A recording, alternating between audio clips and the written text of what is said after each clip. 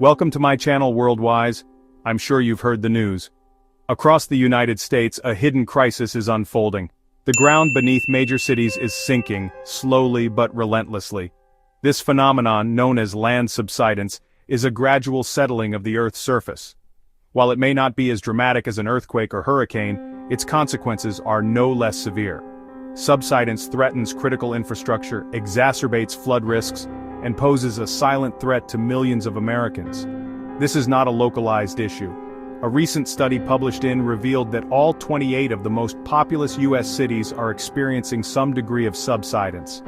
The study, which used satellite data to measure ground deformation with millimeter precision, paints a stark picture of a widespread problem. From the bustling metropolis of New York City to the sprawling urban landscape of Los Angeles, no major city is immune to the sinking feeling. While subsidence is a natural process that occurs over geological timescales, human activities have dramatically accelerated it. The primary culprit is excessive groundwater extraction. As we pump out vast quantities of groundwater for agriculture, industry, and drinking water, the ground above collapses into the empty spaces, like air slowly escaping a deflated tire. This slow-motion disaster is playing out in cities across the nation, jeopardizing the very foundations on which they are built. The rates of subsidence vary across the country, with some regions sinking faster than others. Cities like Houston, Fort Worth, and Dallas are experiencing dramatic subsidence, exceeding 4 millimeters per year. In Houston, over 42% of the city is sinking faster than 5 millimeters per year. This rapid subsidence has led to cracked foundations, buckled roads, and increased flooding. The problem extends far beyond Texas, affecting cities like New Orleans, Denver, and New York City. This widespread subsidence threatens urban infrastructure and millions of lives. The insatiable thirst for groundwater is the primary driver of land subsidence in the United States.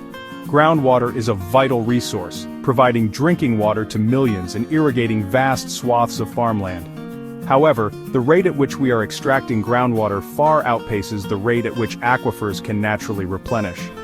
This unsustainable practice is creating a massive deficit in the underground water table, leading to widespread subsidence. In Texas, which relies heavily on groundwater for agriculture and other industries, the link between groundwater depletion and subsidence is particularly evident. The state's rapidly growing population and booming economy have placed an enormous strain on its water resources, leading to excessive groundwater pumping. This has resulted in some of the highest rates of subsidence in the country, particularly in the Houston-Fort Worth-Dallas area. But it's not just agriculture and industry that are to blame. Public water supply also plays a significant role in groundwater depletion. As cities grow and demand for water increases, municipalities are forced to pump out more groundwater to meet the needs of their residents. This further exacerbates the problem of subsidence, creating a vicious cycle of sinking land and increasing water demand. Climate change is adding fuel to the fire, literally and figuratively. As temperatures rise and droughts become more frequent and severe, the demand for groundwater is skyrocketing, particularly in the already arid and semi-arid regions of the United States. This increased pumping is putting even more pressure on already depleted aquifers, accelerating the rate of subsidence in many areas.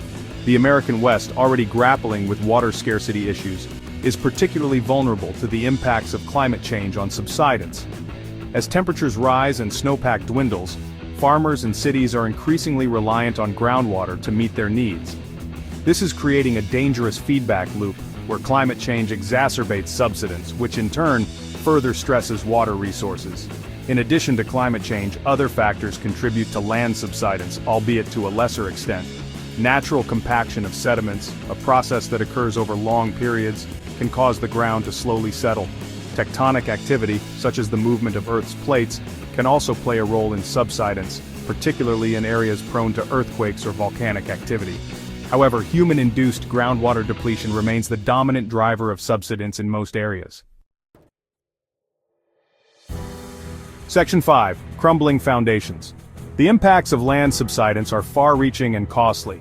As the ground sinks, it can cause significant damage to buildings, roads, bridges, pipelines, and other critical infrastructure. The uneven settling of the ground can create cracks in foundations, warp floors, and even cause buildings to tilt. Roads and bridges can buckle and collapse while underground pipelines can rupture, leading to leaks and costly repairs. The study published in found that approximately 29,000 buildings in the studied cities are located in areas of concern due to subsidence. These buildings are at increased risk of structural damage, which can lead to significant financial losses for homeowners and businesses. In some cases, the damage may be so severe that buildings need to be abandoned altogether. The costs of repairing and maintaining infrastructure damaged by subsidence are staggering. A 2023 report by the National Oceanic and Atmospheric Administration, or NOAA, estimated that subsidence costs the United States billions of dollars annually. These costs are only expected to rise as subsidence worsens and more infrastructure is affected. The burden of these costs falls on taxpayers, businesses, and homeowners, who are often left to foot the bill for repairs. Section 6. Drowning in subsidence. Perhaps the most alarming consequence of subsidence is its role in exacerbating flood risks. As the ground sinks, it creates what hydrologists call subsidence bowls. These bowls can trap rainwater and exacerbate flooding, particularly during heavy rainfall events. Coastal cities, already vulnerable to sea level rise, face a double whammy as subsidence further increases their exposure to flooding. In Houston, for example, subsidence has significantly increased the city's vulnerability to catastrophic flooding. The city's flat topography and proximity to the Gulf of Mexico make it susceptible to flooding even under normal conditions. However, subsidence has worsened the problem by lowering the elevation of large areas of the city, making it easier for floodwaters to inundate homes and businesses.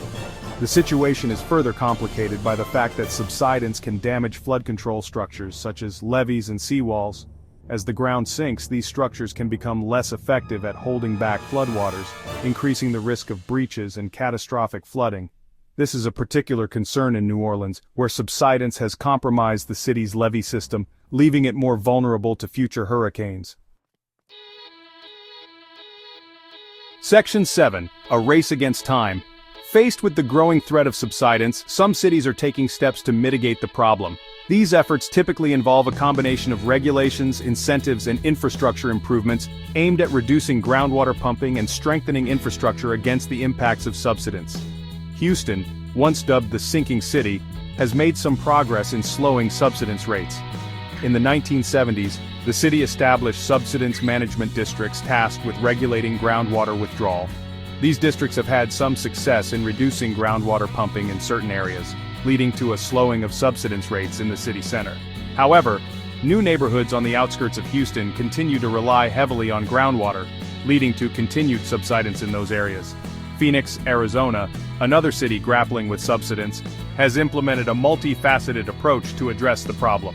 In 1980, the state of Arizona enacted the Groundwater Management Act, which established regulations to control groundwater pumping.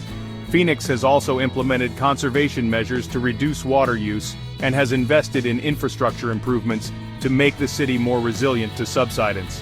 While these efforts have helped to slow the rate of subsidence in Phoenix, it remains an ongoing challenge. Section 8. Balancing Act Water Needs versus Sinking Cities. Land subsidence in the U.S. highlights the balance between water needs and environmental health.